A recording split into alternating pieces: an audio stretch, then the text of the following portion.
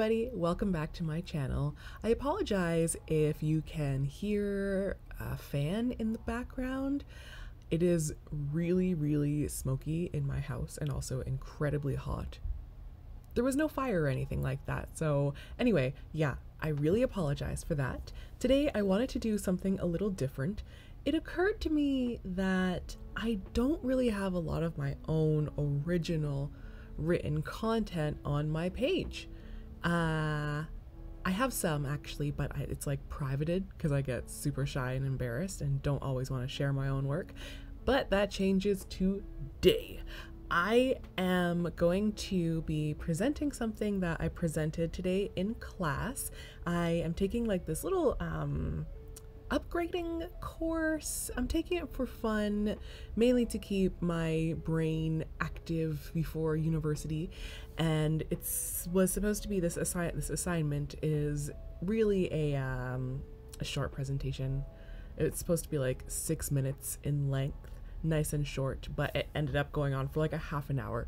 Don't worry, I will not go on for a half an hour. Having said that, I guess it's time to move on to the presentation. Here is how to have a productive religious debate presented by me. Enjoy. Hey there. Today I want to talk to you about how to have a productive religious debate. I live in Toronto, which is a modern Constantinople. There are people of all religions here. I really love going to the bazaar. That's like a place that is, I believe it's actually now known as Little Pakistan within the last 3 years. Anyway, I love going down there. If you ever come to Toronto during Eid, it's amazing. There is a National Samosa Day that also goes on. There is the Danforth thing. Yeah, it's just great. It's great. It's great to be here in Toronto. People get along for the most part in public, but when we're online, it's kind of a different story. When you are in your own territory, you feel comfortable saying things that you would not say in public. Let's just be honest. I'm guilty of that as well. I'm guilty quite a bit, actually. Due to racial, gender, and political iniquities promulgated by religious institutions, there's a lot of anger directed at religious individuals and also that comes from religious individuals. In this presentation, I hope to give you some tips on how to have a good debate online and off. First thing is first. Stuart Chase said, for the believer, no proof is necessary. For the non-believer, no proof will suffice. You cannot change an individual in one single conversation. Respect an individual's point of view. Let go of trying to change someone and instead just enjoy. Understand that you're both complex beings, or you and however many people you are debating with, you're all complex beings. There's complexity in your lives, and just learn about one another. Marsha Linehan, the creator of dialectical behavioral therapy, says in her DBT course that emotions are caused. Michael Bakunin, and I know I'm probably saying his name wrong, I'm so sorry, in God and the State, says facts come before ideals. There is no way to prove definitively, wow, tongue twister, that there is a God. Unfortunately, that is a fact. You will go around in circles if you try to do that. It is also a fact that religion has caused much pain and suffering. However, it is also a fact that countries stripped of their religion have also committed horrendous acts against humanity or have condoned diabolical behaviors. The Holocaust and the current treatment of Muslims in China are just a couple of examples. The reality of these facts brings forth emotions that are hard to handle, both for the believer and the non-believer. Remember, think to yourself, how would you want to feel after a debate? Do you want the other person to walk away feeling shame and self-doubt? or curiosity and satisfaction? Do you want to be the source of someone's anger or the proponent of their education?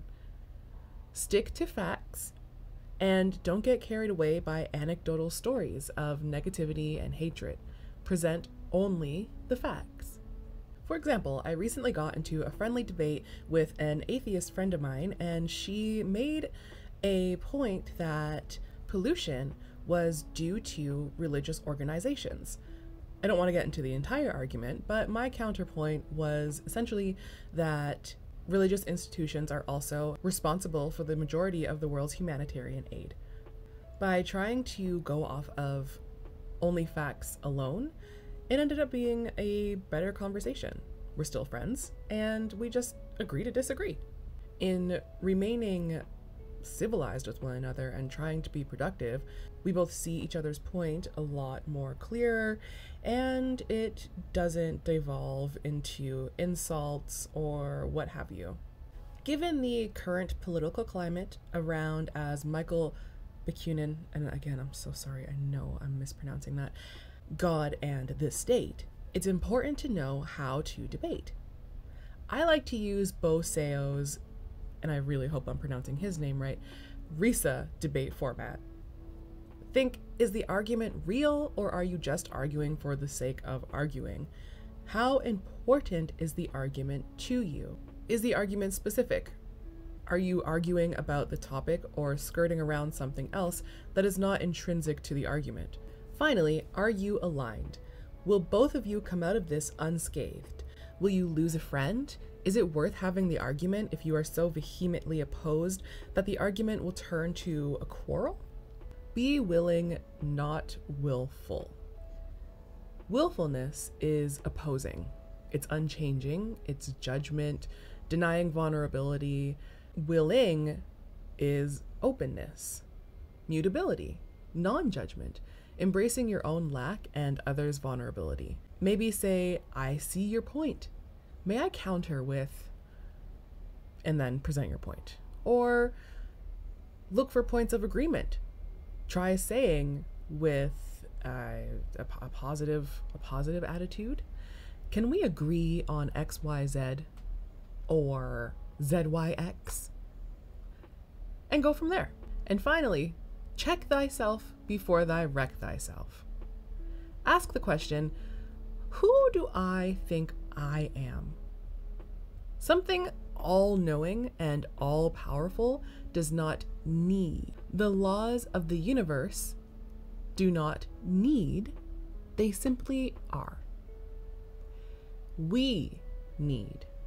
We need to feel right, we need to feel seen, to feel correct, validated, fulfilled, social, but we also need to feel heard. To feel heard, we need someone to listen. If you don't check yourself, your needs, where you're truly going with a conversation, whether or not you're actually listening to an individual's argument or just listening to respond, you're going to end up feeling foolish and like you've wasted your time and someone else's, or even worse, like you've hurt someone that you care about or someone you've never even met. Remember, plur, risa, willing, in check. This may not help you win a debate, but this formula will help you engage in richer, fulfilling debate, both online and off. Thank you for coming to my presentation. Bye. Hey everyone, thank you for watching, and if you made it this far, thank you very, very much, because the sound of that fan was absolutely brutal. Anyway, just thank you once again, and this is, as I said, a presentation that I gave earlier in class. It took a long time, and it actually took a lot longer than I thought it was going to take to just present it myself like this. I did use my my VTuber here in class. I took the horns off though because I didn't want to be too weird.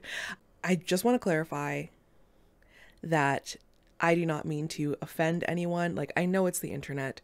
Someone out there somewhere is going to be offended by just about anything. There are people who are like offended by kids eating ice cream. It's so weird. Anyway, don't want to offend anyone. I'm not saying that there isn't a God. I am simply saying that, at least at this juncture, we cannot prove that there is a God. I have stated many times on my channel that I do believe in God, and just at the end of just about every video, I say, I love you, God loves you, take care. I know that's probably bound to annoy some people, but at the end of the day, that is a belief that I hold dear to my heart. But just because I hold it dear to my heart doesn't mean I would be participating in a debate over whether or not God loves me or God loves you. That's something I just can't prove. But that doesn't mean that you have to stay out of those kinds of debates. I personally just don't see them going anywhere, and especially in the climate that we have now, with people being so quarrelsome and not exactly argumentative in the way of presenting an argument using like debate format, which obviously in conversation you can't be expected to present debate format arguments. I'm not saying that, but anyway, I feel like I'm having verbal diarrhea right now. In this climate, it is important to know when to stop debating. It's important to promote kindness, understanding when you're engaged in any type of social interaction. Treat everyone how you would treat a cute little puppy. Could you imagine? Could you imagine just how awesome our world would be if we treat each other like we were puppies? Like, oh my gosh, you are just so adorable. What? Really? Me? Yeah, you, bitch. Wow. Anyway, so I am going to take off now because I am rambling schmambling, and I love you. God loves you. Take care.